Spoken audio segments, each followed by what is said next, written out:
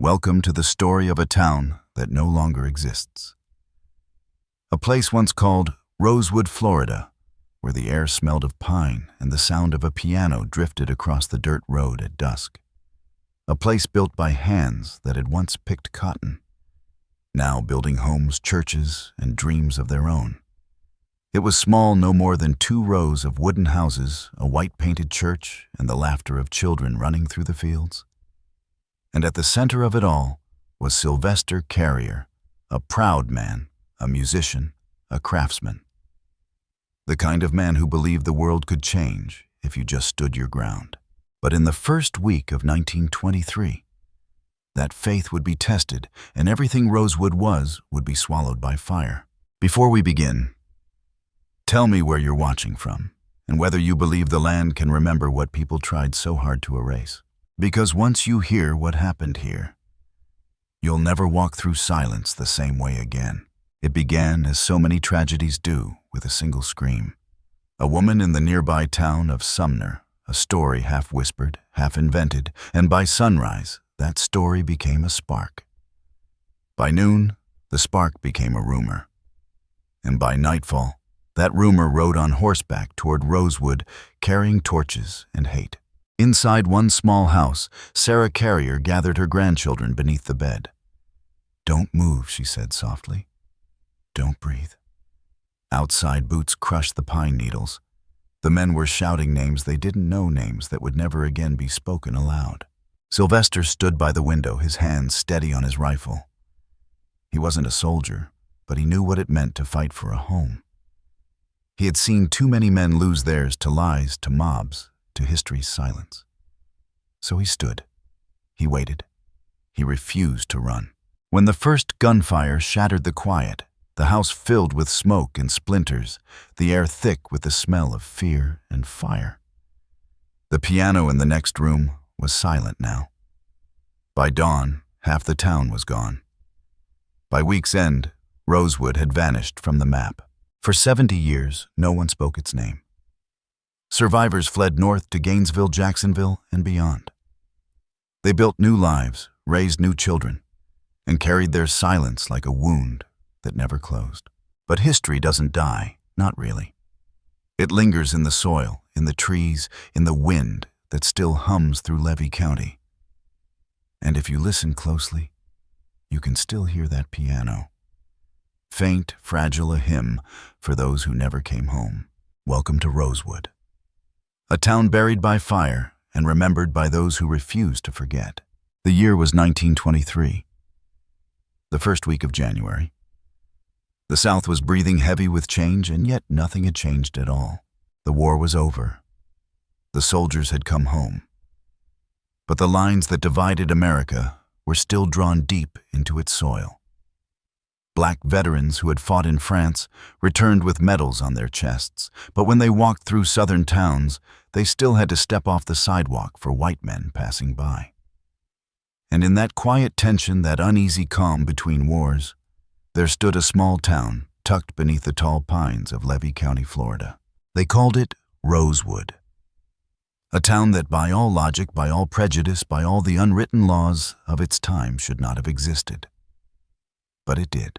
A few dozen homes lined the sandy road. 2 stores, a small turpentine, still a 1-room schoolhouse. And at its heart, a church painted white, its steeple barely peeking above the trees. The sound of saws in the distance. The cry of train whistles from Sumner, just a few miles east. And on Sunday nights, the sound of a piano drifting from the Carrier house. That was Sylvester.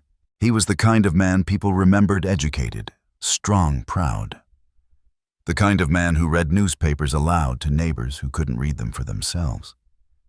His mother, Sarah Carrier, worked as a housekeeper for the Taylors, a white family in Sumner. Her employers called her Mama Sarah, but in her own home among her people, she was the matriarch, the quiet backbone of the town. The Carriers were respected, too respected perhaps for a world built to deny them dignity. Rosewood was more than just a settlement. It was a symbol, a promise. Land owned by black families, deeds signed and sealed. Livelihoods earned, not from servitude, but from skill. Carpenters, farmers, midwives, preachers, they had built their lives in the shadow of Jim Crow, carving a small corner of peace from a land that rarely gave any. When the church bell rang on Sunday morning, men laid down their tools. Women brushed the dust from their aprons, and children ran barefoot toward the porch steps, carrying hymn books worn soft from years of hope. They sang songs older than the pines, songs their ancestors had whispered in fields when they had no names. And if you closed your eyes just for a moment, you could almost believe the past had loosened its grip. But across the tracks in Sumner, the world was built differently. The men there were mostly sawmill workers, poor, restless, and angry at the new decade that promised more than it gave.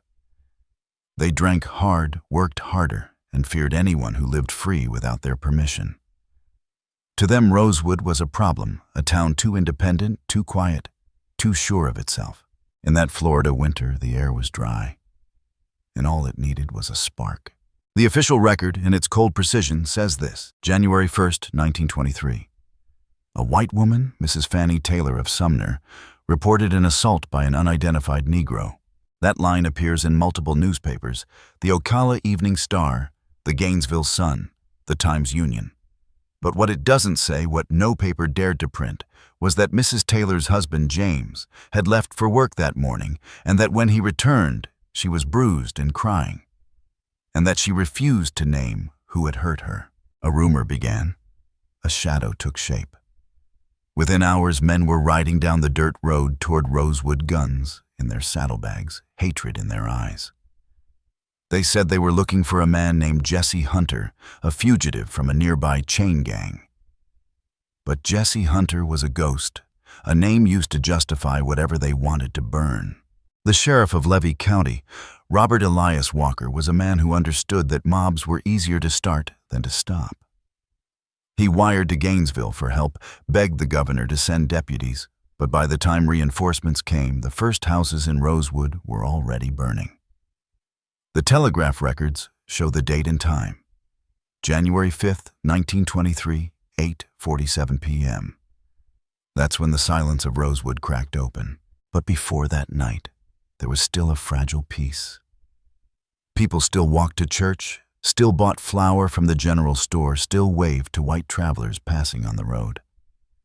They didn't know that the town was already marked. In the days leading up to the massacre, strange men were seen near the train tracks. Dogs barked at shadows.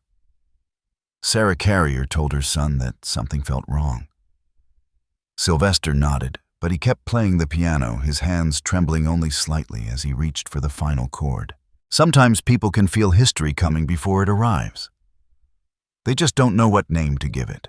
In the courthouse archives of Bronson, you can still find the land deeds handwritten in fading ink, signed by freedmen who bought their own acres after Reconstruction. Names like Glover Hall Carrier, Evans Robinson. They thought the land would protect them. But paper burns just as easily as pine. There's also a note, unsigned, undated, found decades later in a box of sheriff's correspondence. Advise all Negroes to clear out of Rosewood. They will not be safe come Friday. No one knows who wrote it. But on Friday, the houses began to burn. The Gainesville Daily Sun ran the story under the headline, Negro Uprising in Levy County Whites. Organize for defense. Defense. The word rolls off the page like justification. No mention of children of prayers, of women running through the woods with babies in their arms. Just the language of order, protecting civilization from the uncivilized. By Sunday, Rosewood was gone. By Monday, the papers had moved on. The same edition that reported the massacre also printed the weekly weather report and a full-page advertisement for cigarettes. History doesn't always erase what happened. Sometimes it simply buries it beneath indifference. For 70 years, Rosewood existed only in memory. Maps of Levy County made no mention of it. Land once owned by black families was quietly resold at auction. No markers, no monuments. Only the trees tall, whispering, indifferent. In the early 1980s, a few old voices began to surface.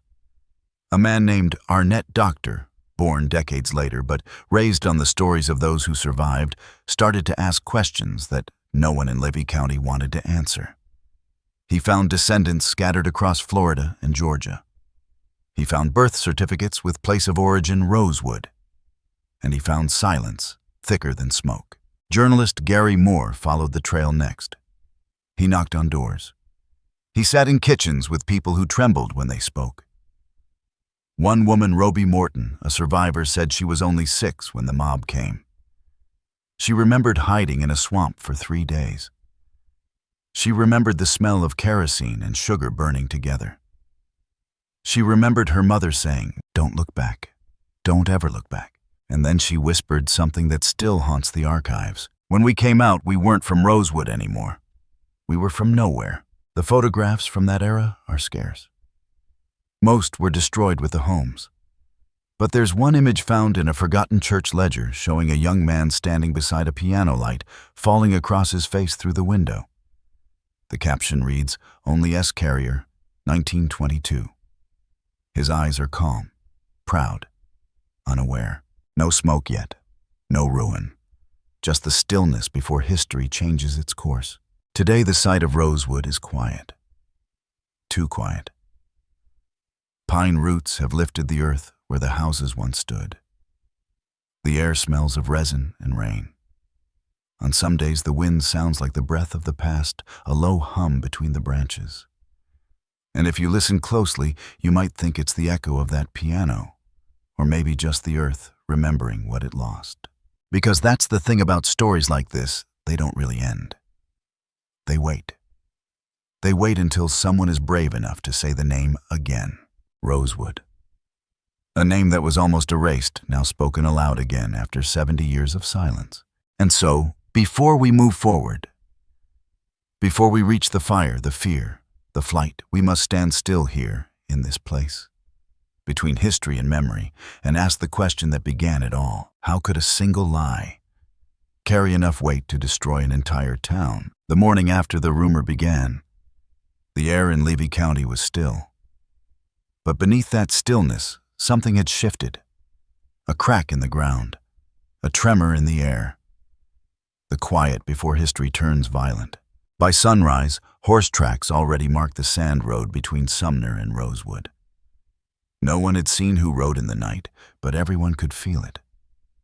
The sound of boots, the smell of kerosene, the weight of words that had left the mouth of Fannie Taylor and taken on a life of their own. In the Gainesville Daily Sun, the story appeared that morning.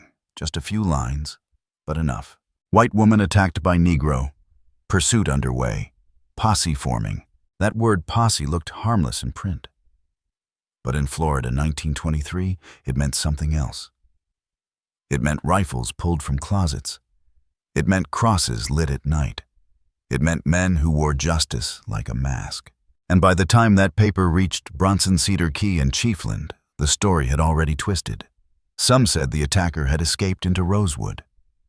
Others said the whole town was hiding him. By noon, the name Rosewood itself had become the crime. The first to ride out was a man named Sam Carter, a blacksmith from Rosewood respected by everyone. He was taken by the mob early that afternoon near the railway crossing. No one ever saw him again. His name appears once in the Levy County ledger, deceased, cause unknown, as if the whole earth had swallowed him. Back in Rosewood, word spread fast.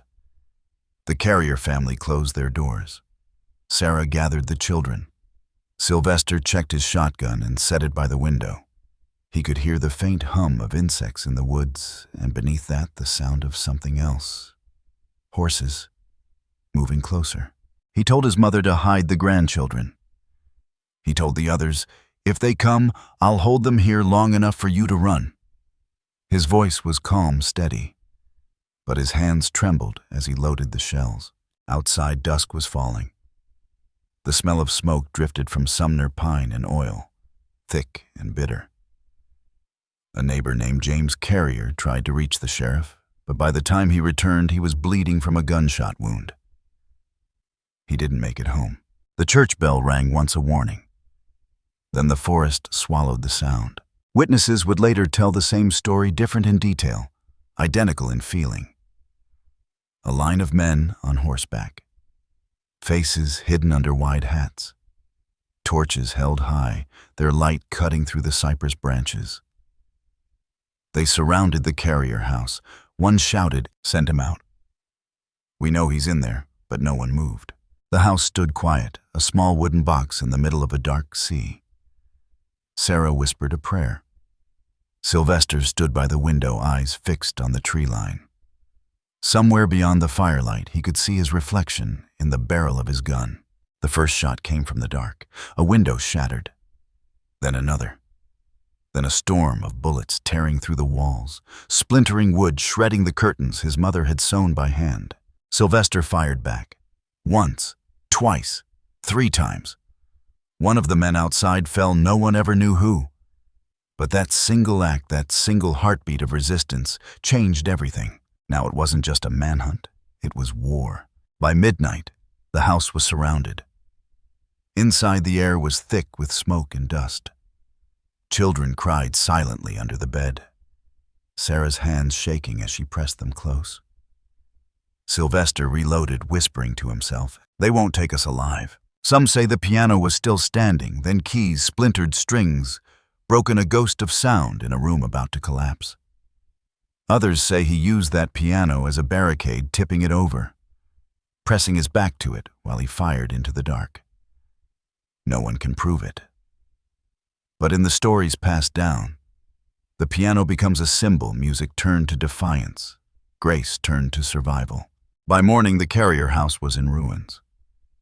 Men with torches moved from home to home, burning each one they found empty. The church went next, its steeple collapsing into the flames like a kneeling figure. Smoke rolled through the pines, the air thick and black with what used to be dreams. A train whistle blew in the distance, the Seaboard Airline Railway, and for a few lucky families, that sound meant escape. According to the oral accounts recorded by Arnett Doctor decades later, a conductor named John Wright, one of the few white men who lived near Rosewood, hid survivors in his home and helped them reach the train.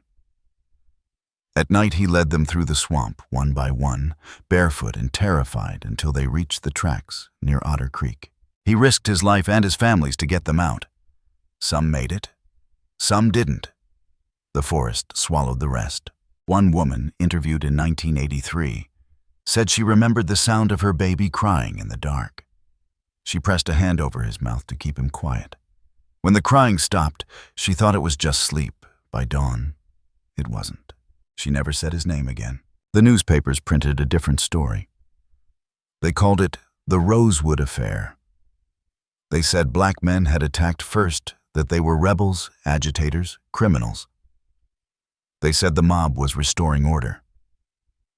In one issue of the Ocala Evening Star, the article sat beside a headline about the price of oranges. Side by side, atrocity and commerce, as if both weighed the same. No mention of women hiding in swamps. No mention of children frozen by fear. No mention of Sarah and Sylvester, mother and son, standing in the doorway of a burning home. But folklore remembers differently.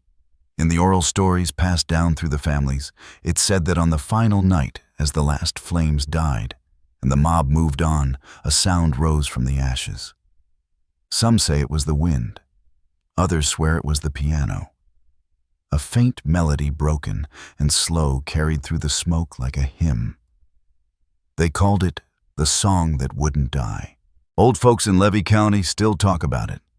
They say that if you walk the back road, near where the carrier house once stood, and the night is quiet enough, you can hear it. Just a few notes bending in the breeze, and then gone. That's how truth and myth intertwine. One fills the silence left by the other. Where the record ends, memory begins. And where memory falters, folklore carries what history tried to bury. The official documents tell of riot and arson. But the stories, the whispered ones, speak of a town that sang even as it burned. By the time the smoke cleared, Rosewood was nothing more than ash and rumor.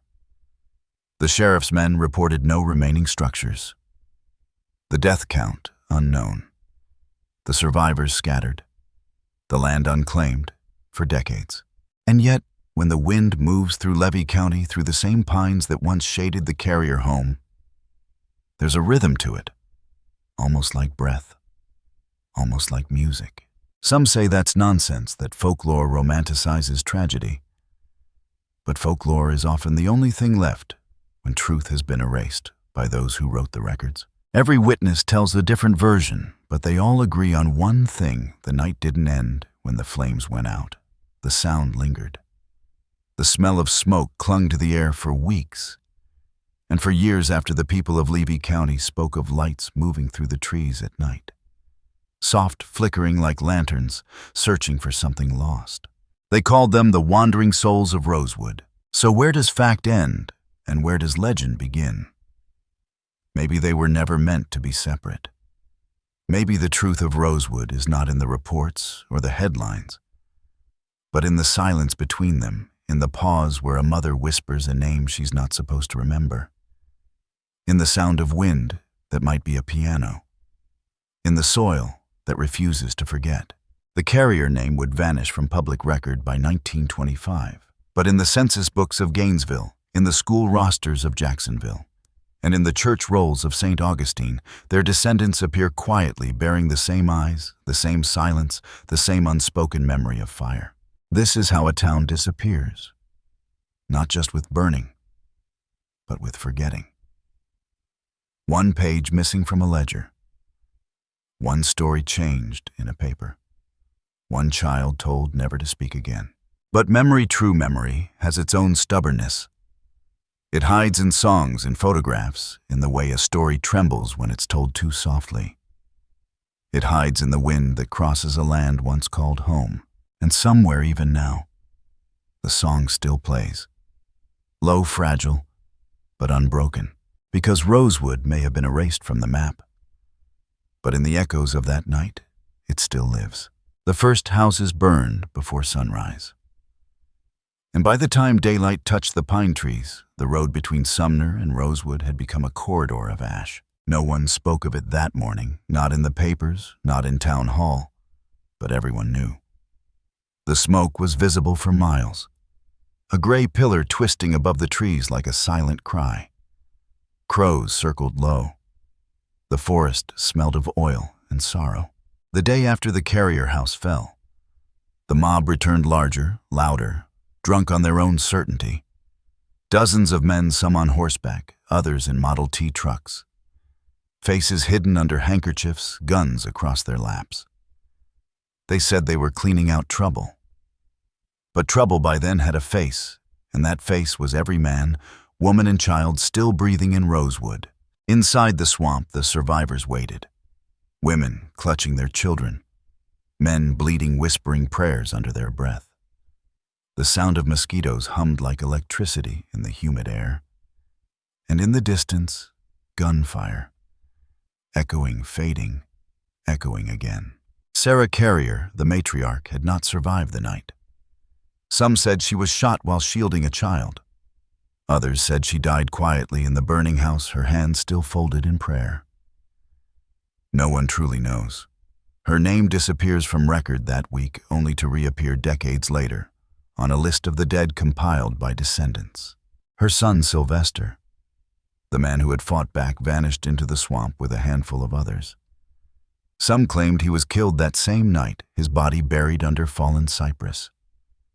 Others believed he escaped north, changed his name, and lived out his life in silence. But in every version, his last stand became something more than just defiance. It became the sound of dignity, refusing to die. By Friday afternoon, the mob had swollen to nearly 200 men. They came from Cedar Key, Chiefland, Archer. Some out of hatred, others out of boredom, and a few just to see what burning looked like. The sheriff, Robert Walker, rode with a small group of deputies, trying or pretending to keep control. His report from that day is 2 lines long. Attempted to disperse group, failed. No mention of who fired first, no mention of bodies, only failure, written in ink that never fades. The survivors scattered, some south toward the Gulf Hammock, others east through the marshlands, following animal trails and broken fences under a half-moon sky. The children moved slower than the wind, barefoot, silent, carrying nothing. One girl, later identified as Philomena Goins, remembered clutching her doll until the swamp water rose to her waist. When she looked back, she said, "The town was gone. All I could see was red." At the train depot, a white man named John Wright waited. He was a shopkeeper, one of the few in Sumner who had ever treated the people of Rosewood as neighbors. He opened his home to the refugees, hiding them in the attic and in the crawl space beneath the floorboards. At night, he slipped food to them through the side window, bread, water, a little salt pork. Each time he did, he risked his life. When the mob came looking for survivors, he told them the town was empty, that everyone had fled toward Cedar Key. It was a lie that saved dozens. But even as he spoke it, he could hear the faint sound of breathing behind the walls of his house. And he knew the truth was alive, if only barely. By Sunday morning, the flames had reached the church. The steeple burned like a torch against the sky, its bell ringing once, then falling silent. The piano from the Carrier home had melted into a black heap. The roads were littered with charred wood, broken glass, and the twisted remains of wagons. Dogs prowled the ruins. The only voices left were the wind and the cries of the birds that had lost their nests. In the weeks that followed, no official investigation took place. The Gainesville Sun printed that the trouble has ended. The Tampa Tribune called it a regrettable disturbance. The governor's office issued no statement. For the state of Florida, Rosewood simply ceased to exist. A town erased not just by violence, but by language carefully chosen to make violence sound inevitable. Riot, defense, incident, each word smaller than the truth it tried to contain. But the truth, like smoke, never stays still. It drifts, finds cracks, escapes through time.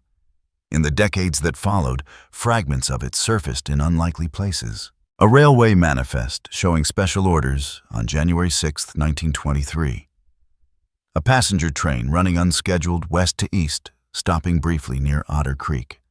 No ticket sales, no recorded passengers, just a single line in pencil. Evacuation, no record. For years, locals whispered about that train. Some called it the Mercy Run. Others said it was a ghost story, a myth invented by guilt. But descendants of survivors swore that train existed. They said it was how they escaped, hidden in freight cars, faces pressed to the cold metal, praying the wheels wouldn't stop. And perhaps it did. Perhaps that train really was the last breath of Rosewood, a single sound of iron and steam carrying a people from fire into silence. In oral accounts recorded in 1983, an elderly woman named Minnie Lee Langley described what came after. "We got to Gainesville, and the white folks there said, 'Where are you from?' We said, 'Rosewood.' They said, 'Ain't no such place.' So we never said it again." That's how forgetting begins, not with time, but with disbelief. A lie repeated long enough becomes a kind of burial. For nearly 70 years, Rosewood was buried in that disbelief. No history book mentioned it, no classroom taught it. The land was sold quietly, lot by lot, until the pine forest grew back over the ashes. In the 1950s, a highway was built through Levy County, U.S. Route 24, and when engineers surveyed the area, they found brick foundations, bits of iron old nails rusted into the soil. They marked the spot as abandoned homestead. They never knew whose it was. Folklore began to grow in the silence. People spoke of strange lights drifting through the woods, blue and white, moving slow like lanterns carried by unseen hands. Hunters said they heard weeping from the trees at night. And near the swamp's edge, children dared each other to listen to the faint echo of a piano, playing somewhere deep in the dark. They said the song changed every year, that sometimes it was a hymn, sometimes a lullaby. But always, it was unfinished, as if waiting for someone to play the final note. In 1982, that silence began to break. A reporter named Gary Moore, digging through old court documents for a different story, stumbled upon a line in the Levy County archives. Rosewood. Incident. Records destroyed. 3 words. Nothing more. But behind those words lay 70 years of absence. He followed the trail, found old letters, photographs warped by humidity, a death certificate that listed fire as cause of death but gave no place. And then he found the survivors. They were old now. Some blind, some near deaf, some still afraid to speak on record. But when they did, the words came like water breaking through a dam. One woman said, "Every time I smell smoke, I remember. I was 7 years old. We ran. My mama fell. I didn't stop." Another said, "They said we were gone, but the land still knows us." And in that moment, the story of Rosewood came back into the world. Not as history, but as confession. A reckoning that had waited 70 years to be heard. The state of Florida was forced to listen. In 1994, a compensation bill was introduced. For the first time in American history, a state acknowledged responsibility for the destruction of a black community.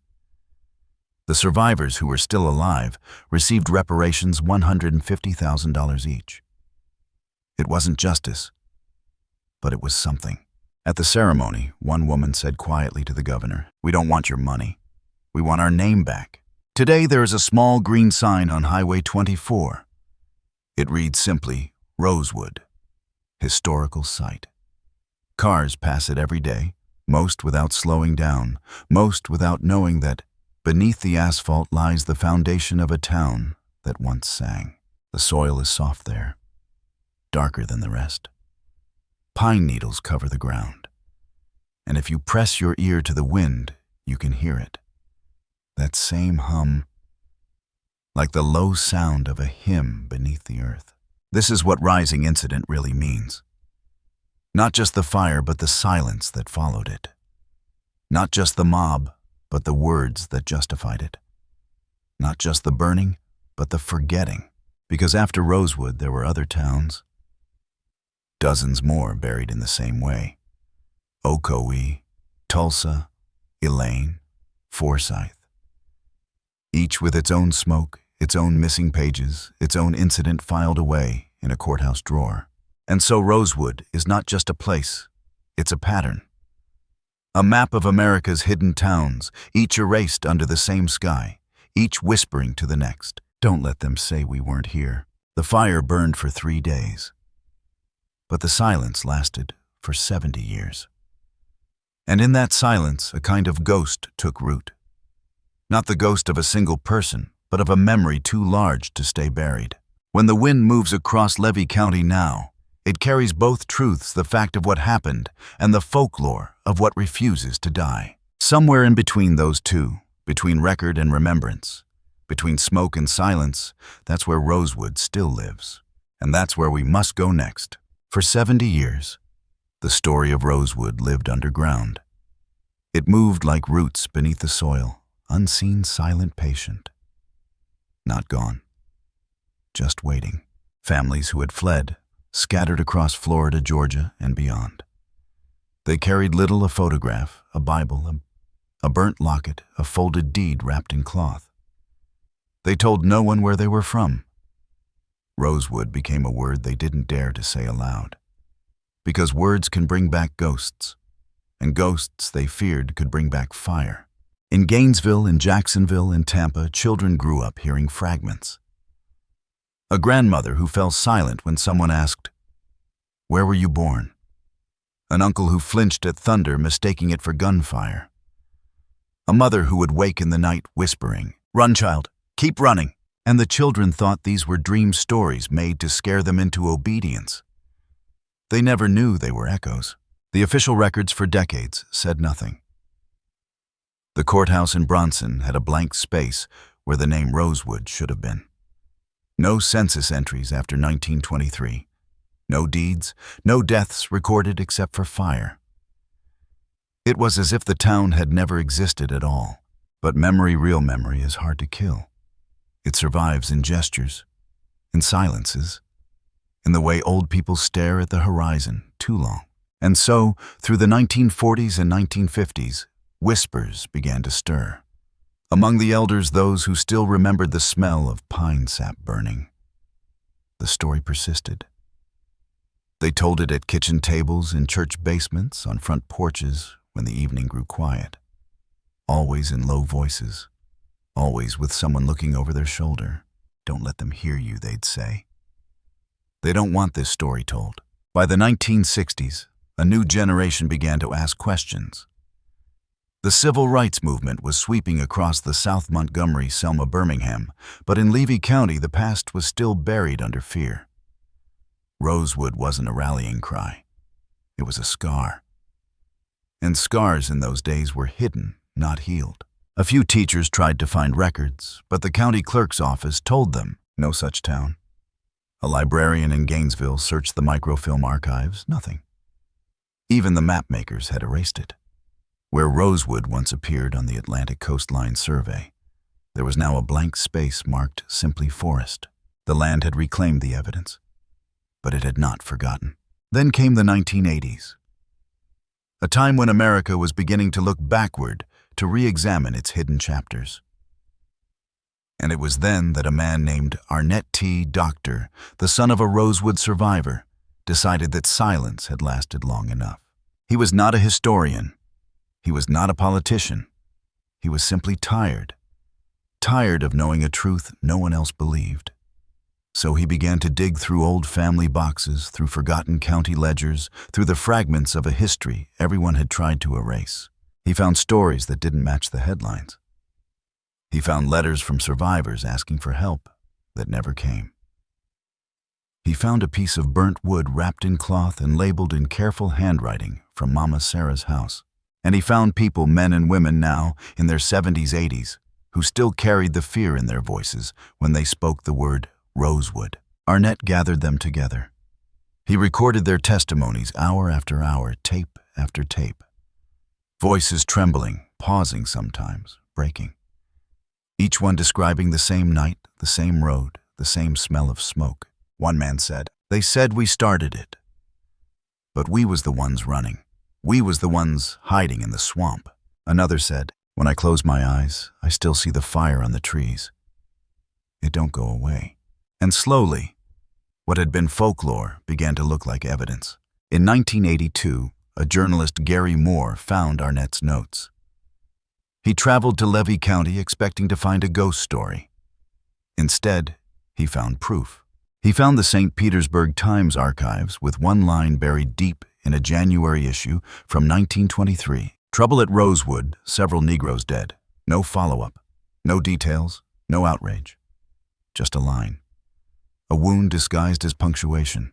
Moore published his article in 1982, and for the first time the word Rosewood returned to public record. People read it and asked, how could something like this happen and no one remember? The answer was simple. Because forgetting was easier than admitting. Soon, filmmakers, lawyers, and state officials began to take notice.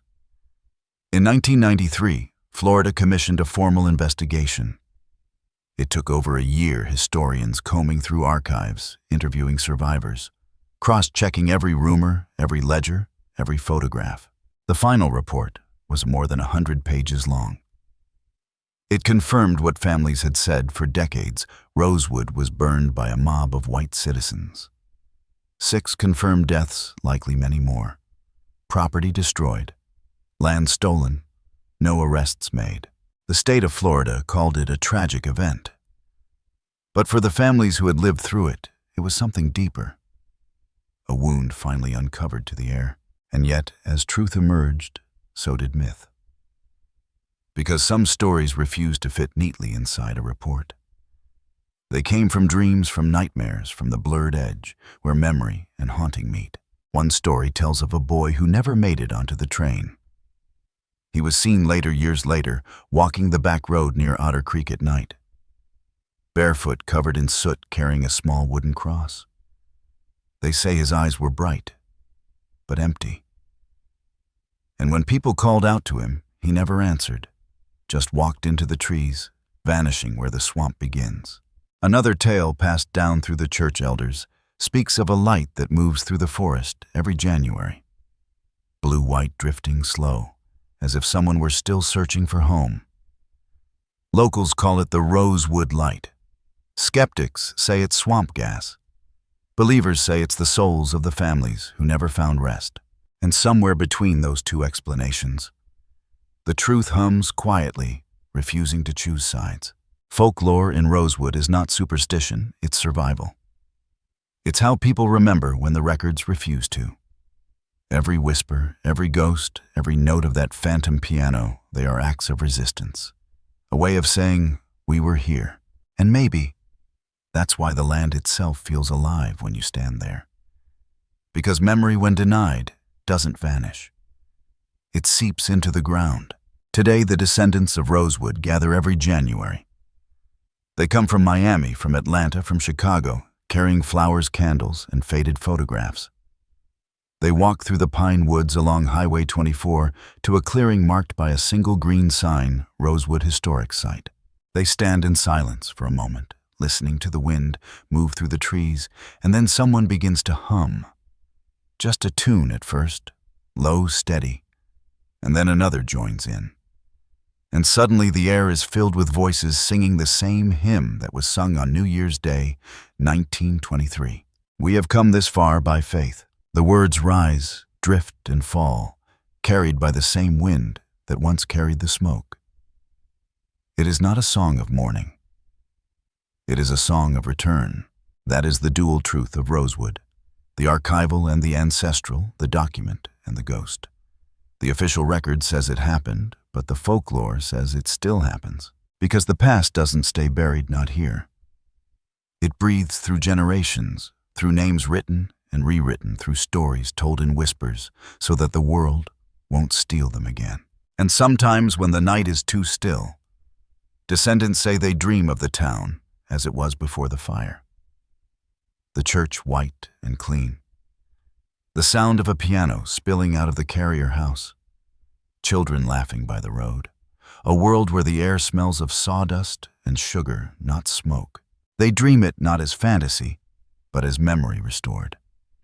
And when they wake, they carry that picture into the day, a vision of what was and what might be remembered. There's a line in one survivor's testimony, a sentence almost lost to static on the old tape recorder. You can burn a house, but you can't burn the music that lived inside it. That line has no author, no context, but it feels like prophecy.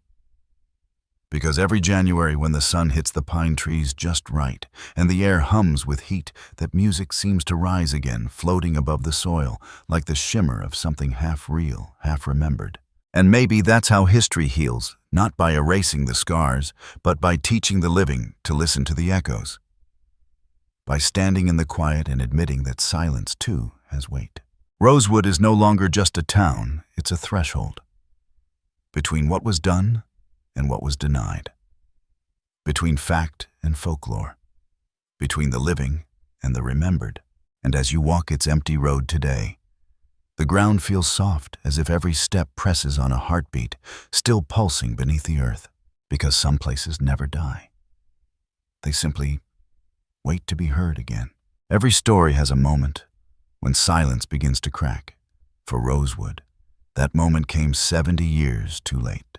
It started not in the courthouse or the Capitol, but in a living room, a small house in Gainesville, where an old woman sat with her hands folded on her lap, waiting to tell what no one had asked her in a lifetime. A reporter placed the microphone close. The reel clicked once, and she whispered, "They burned everything, but not my memory." Her name was Roby Morton, one of the last survivors. Her eyes clouded, her voice trembling, but her words sharp as broken glass. When the tape ended, the room was silent. For the first time in 70 years, someone outside the family had heard the truth. The investigation began in 1993. Florida legislators, cautious, skeptical, commissioned historians to dig through the evidence. Boxes of dusty ledgers were opened for the first time since the 1920s. Newspaper microfilms were rolled beneath the glow of dim library lamps. Letters, telegrams, forgotten arrest warrants, all the fragments of a world that had chosen to forget. The deeper they searched, the stranger it became. Entire weeks missing from county records, pages torn from witness logs, photographs misplaced.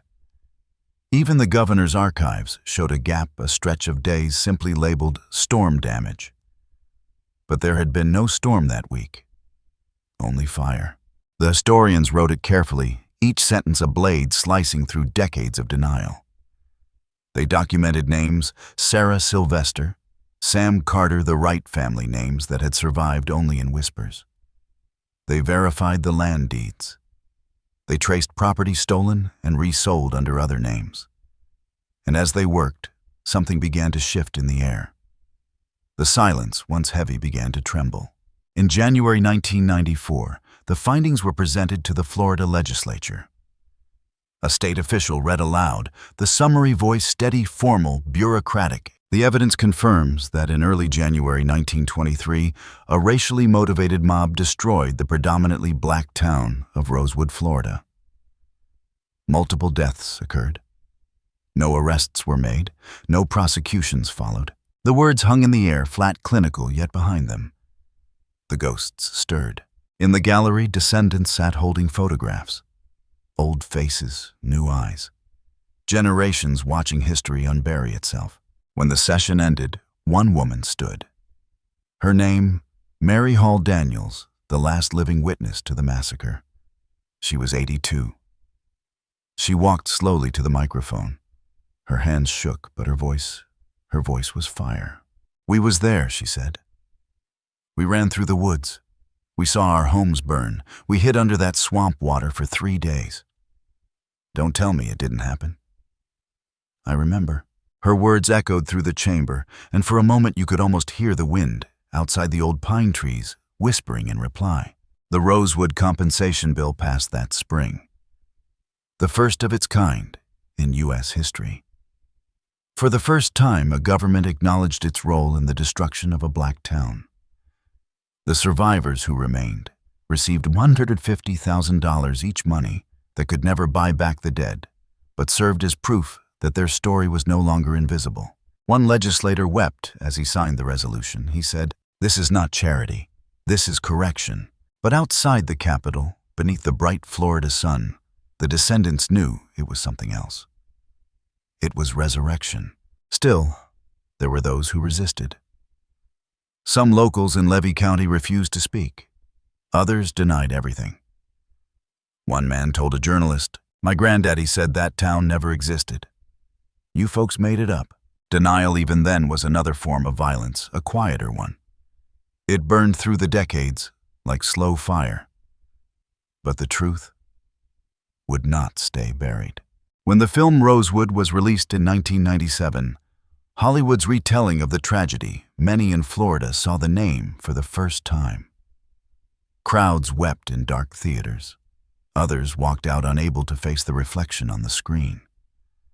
And outside on the highways leading through Levy County, people began stopping at the green historical marker that read Rosewood, 1923, site of racial massacre. They left flowers, coins, notes written on torn paper. "We remember you. You are not gone."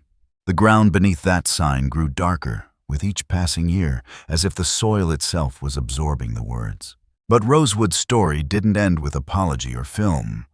The real climax, the deep bridge between fact and faith, lives in what the descendants began to do next. They traced family trees, found missing names, connected the dots between burned houses and new addresses in northern cities. They visited libraries searching for school records, marriage licenses, birth certificates. And in every discovery there was a heartbeat, another life pulled back from the edge of erasure.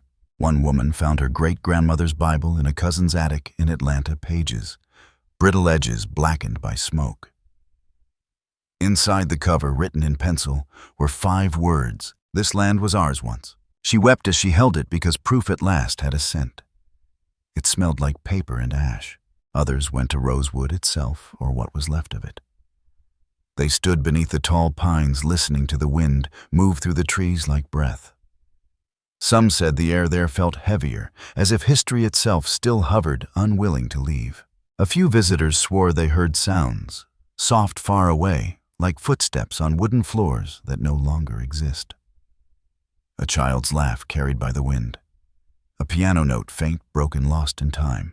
And who's to say it isn't real? Sometimes what the living hear is just the past remembering itself aloud. At the dedication of the Rosewood historical marker in 2004, the descendants gathered again. Grandchildren, great-grandchildren, historians, lawmakers, pastors. Elders from surrounding counties came with them. They stood in a circle under the same sky where smoke once hung. No one spoke for a long time. Then a woman began to hum, slow, trembling, low, a hymn their ancestors once sang in the church that burned. Guide me, O thou, great Jehovah. Others joined one by one until the clearing filled with song. A sound rising from ashes, a requiem, and a return. A local man, watching from his truck on the road, said later that the sound made the hair stand on his arms. He said the wind carried it through the trees, and for a moment he could swear he saw shadows moving in the distance. Not frightening, just there, listening. The climax of Rosewood's story isn't just the fire. It's the remembering. It's the courage to say the name aloud, to speak the truth into air thick with denial. Because every retelling, every whisper is an act of defiance against forgetting. Today, when you drive that road, Highway 24, cutting through the pines, you pass fields that look empty. But beneath them lie nails, bricks, glass remnants of homes that once held laughter. The ground still shifts after heavy rain, and sometimes pieces of pottery surface, china cups, a child's marble, the color still visible beneath the dirt. Locals who find them rarely keep them. They leave them by the roadside as offerings to the past. Every January, the descendants come back again. They bring flowers, prayers, and stories for the next generation. Children place candles by the sign and ask questions. And when the elders answer softly, slowly, you can hear both grief and pride in their voices. We survived, they say. And because we remember we live, the land listens. The trees seem to lean closer. The cicadas pause, and the air hums again, that same faint note like a breath held too long. This is Rosewood's true climax. Not the fire that destroyed it, but the fire that still burns in the remembering. A flame carried quietly from hand to hand, generation to generation, refusing to die. Because some towns are never rebuilt in wood or stone, they are rebuilt in voice. In every retelling, Rosewood rises not from the ashes, but from the courage to speak through them. And so, when the wind moves through Levy County tonight, soft, steady, endless, it carries both sorrow and strength. It whispers through the pines, through the old railway bed, through the soil that once bore a community's heartbeat. We are still here, and maybe, just maybe, that's what justice sounds like. The case remains, open, unanswered. There are no files marked, solved, no line in the ledger where justice was written down. Only stories, brittle, trembling passed from mouth to mouth, generation to generation, carried like ash on the wind. It has been a century now, 100 years since the flames of Rosewood painted the sky red and black. 100 years since voices cried out beneath those trees, and still the earth remembers. Every January, the descendants come back. They gather near the old tracks where the Seaboard Airline Railway once ran, where the train that saved a few lives cut through smoke and night. Children trace their fingers over the sign that says Rosewood 1923, while the elders close their eyes and listen to the wind, to the hum, to the silence that still speaks louder than words. They come not for anger, but for memory, not for vengeance, but for balance. And when they stand there in the clearing, where the carrier house once stood, you can almost feel the land breathe. The same pine roots that once caught fire now twist and bloom again, rising from the soil like veins reconnecting to a heartbeat. The wind brushes through the tall grass, and for a moment you could swear you hear it. A piano note, faint, distant, a hymn half lost to time, half kept alive by faith. Because that's what Rosewood became. Not a tragedy alone, but a pulse between worlds. Between the living and the dead. Between the past and the unfinished. The survivors said that sometimes in dreams, they would see the town as it once was whole again.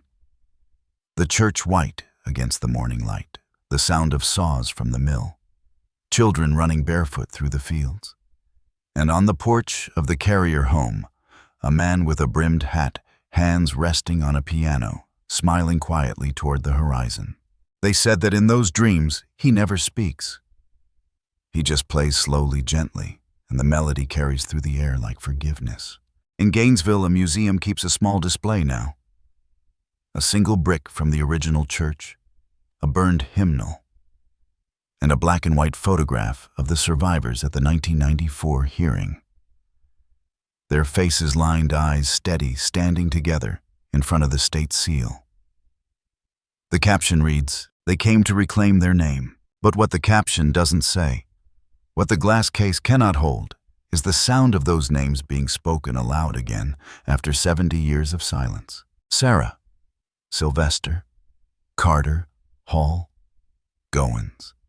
Each name a spark, each spark a resurrection.